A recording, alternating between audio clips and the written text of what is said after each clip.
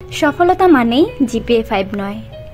এবছর পরীক্ষায় অংশ নেওয়া ১৯ লাখ শিক্ষার্থীর মধ্যে জিপিএ 5 অর্জন করেছেন ১,৩৯,০৩২ জন শিক্ষার্থী। বিশ্লেষণ করে দেখা যায় প্রতি ১০০ জনে জিপিএ 5 পেয়েছেন ৭ জন, বাকি ৯৩ জন পাননি। তাদের মধ্যেও অনেকে হয়তো জিপিএ 5 পাওয়ার আশায় অপেক্ষা করেছিলেন।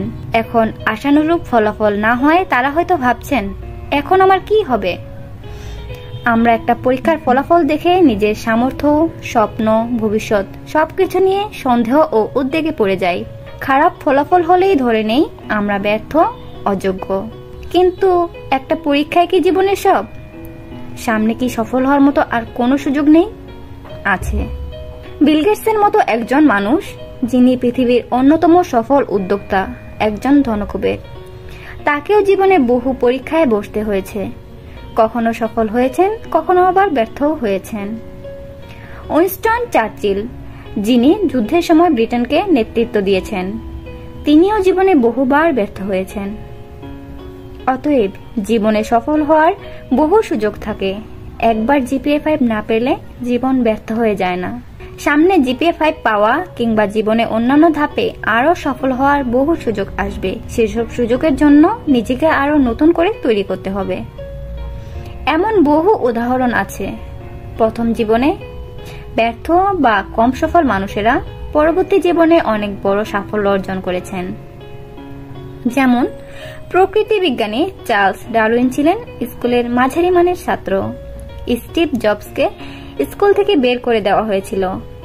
আইনস্টাইন, যাকে আমরা বিজ্ঞানের অন্যতম আলো প্রতীক বলে জানি, তাকেও প্রাথমিক স্কুলে স্লো লার্নার হিসেবে আখ্যা দেওয়া হয়েছিল। আর পাশের দেশ ভারতের মিসাইল ম্যান খ্যাত এপিজে আব্দুল কালাম, তিনিও পরীক্ষায় খারাপ ফলাফল করেছিলেন।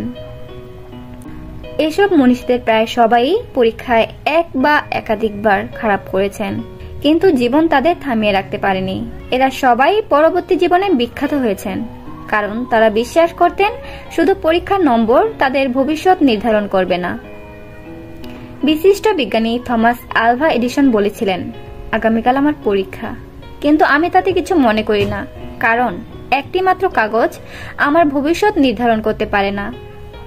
কাজেই কখনো ব্যর্থতা আসা মানেই সব শেষ তা নয়, বরং কখনো কখনো ব্যর্থতা মানে নতুন শুরুর সুযোগ।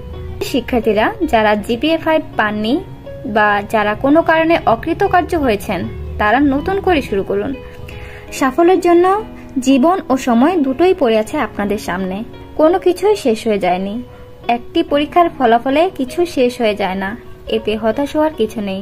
একটি পরীক্ষায় পাশ না করলে জীবন নষ্ট হয়ে যায় না, কিংবা জীবনে ব্যর্থতার সূচনা হয় না, বরং ফেল বা অকৃতকার্যতাই আমাদের সফলতার পথ দেখাতে সবচেয়ে বেশি সাহায্য করে। ব্যর্থ হলে ভেঙে না পড়ে নতুন উদ্যমে কাজে ঝাঁপিয়ে পড়ে বুদ্ধিমানের কাজ।